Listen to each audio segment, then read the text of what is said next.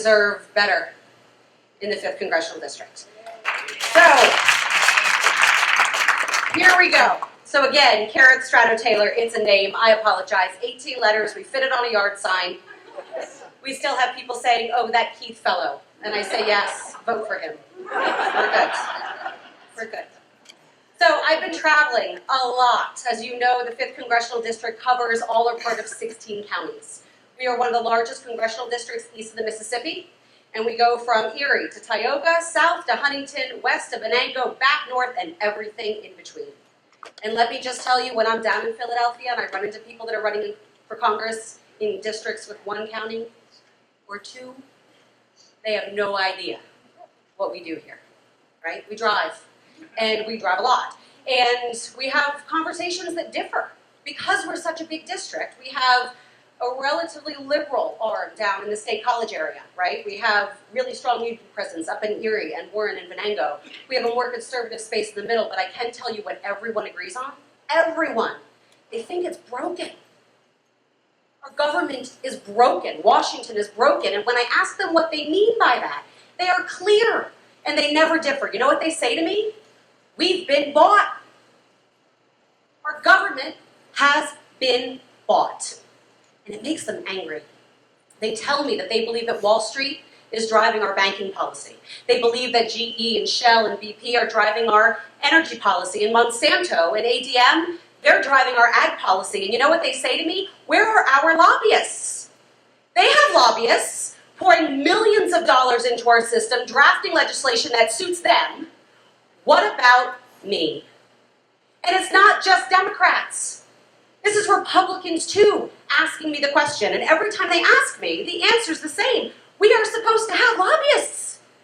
They were supposed to be the people we elect to Congress.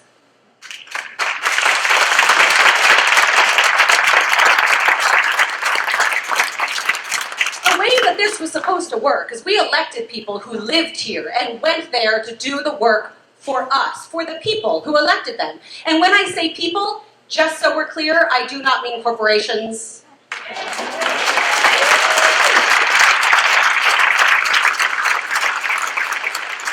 The bill made it to the floor in the Senate. Every single Republican voted to keep Citizens United the way it is.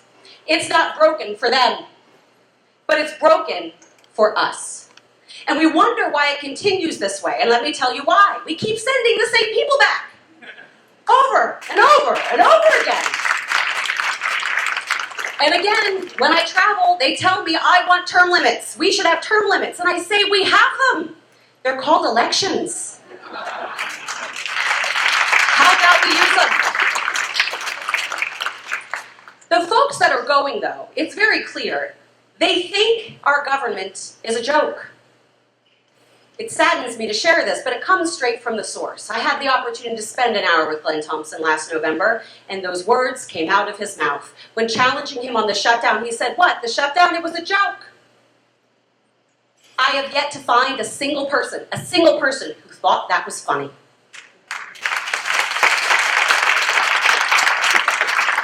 And to be clear, he has still not been able to tell me what we got for $250 million. The shutdown was the opposite of a layoff. We all know what a layoff looks like. There isn't enough work, right? There's enough work, you get laid off, you get a little bit of a check, and you go back when the work ticks up. We had work. No one can say that in October for 16 days that there wasn't work to do on behalf of the American government. But yet we invested $250 million and got for it nothing. I'm curious to see how he's going to try to explain that when he comes into the 5th District on his 7-week vacation that started last week. They don't go back to work until November 12th. I don't know about any of you. Do any of you have 7 weeks of paid vacation where you can go campaign to keep the job that you already have? Right? In my world, you go do the work to keep the job that you already have.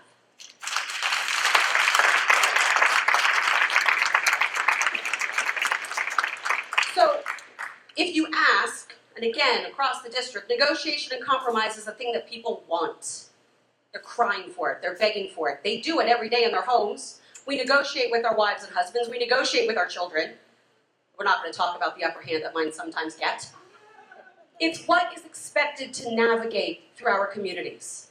I continue to practice law with my ex-husband. We still work together every day, since 2009. So when I tell people I know how to negotiate, I think we can agree I know what I speak.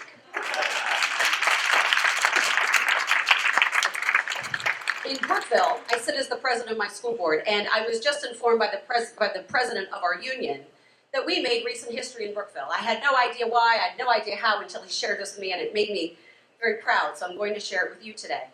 We settled a contract, and in our district, we had 2 strikes in 5 years. Really tore our community apart. When I came onto the board, we settled 2 contracts with unanimous votes, but we still had the teacher's contract to do. And we worked hard since January. We voted first, which is not something that we typically do, and the teachers approved our contract on Friday at 4 o'clock, and I get the phone call, and the president of my union says to me, "Kerith, we made recent history today." I said, "Why is that?" And he said, "We haven't settled a contract without a work stoppage in 25 years.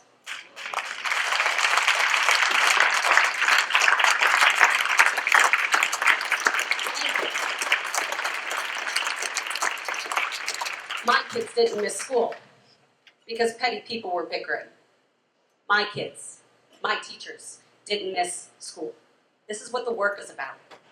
I had no idea I was quite as good at negotiation until my judge asked me to start helping people who don't have lawyers negotiate over custody of their kids. We used to have a free legal service that helped these people, but when funding got cut, thank you, Governor Corbett, we had people coming into our system asked to negotiate. They had no idea how. So they stood in the hallway screaming at each other. Because that's what happens when you run the risk of losing your kids, right? My judge asked me if I would help these people, and of course I said yes. And we sit down, and the first thing I asked them was whether they loved their children more than they hate their ex. The room gets awfully quiet at that moment, but they always tell me yes, every single time. And 85% of those families walk out with an order in an hour, making sure that no one's pulling on their arms on Christmas Day over where those kiddos are going to go spend their evening, right?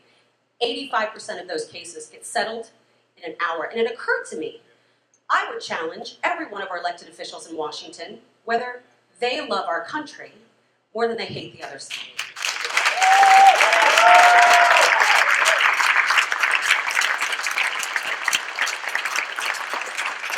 What's remarkable is, if you ask them, they will tell you yes.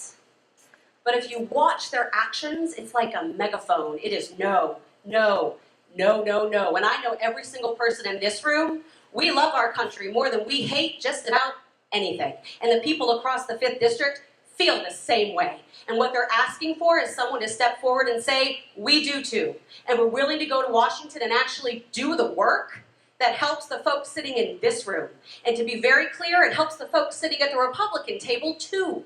Because it's about doing the work for the people of the 5th Congressional District. It's not about doing the work for the folks from oil and gas or the folks from all the money that's pouring into Glenn Thompson's coffers. And to be clear, less than 10% of his money comes from people like you.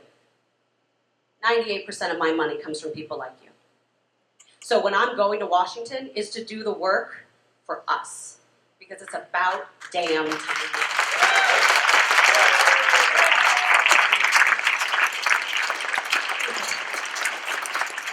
So when we're doing the work for Toby and when we're doing the work for Tom Wolf, please, I would ask, help me do the work. Because it's not about whether one of us does this, whether people in this room does this. We all have to do this, which means when you wake up in the morning, you're thinking about who am I going to talk to about the election today?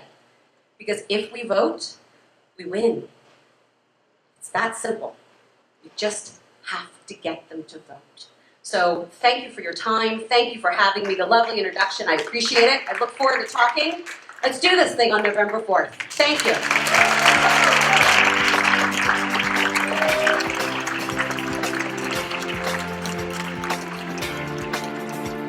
I'm Kerith Strano Taylor, and I approve this message.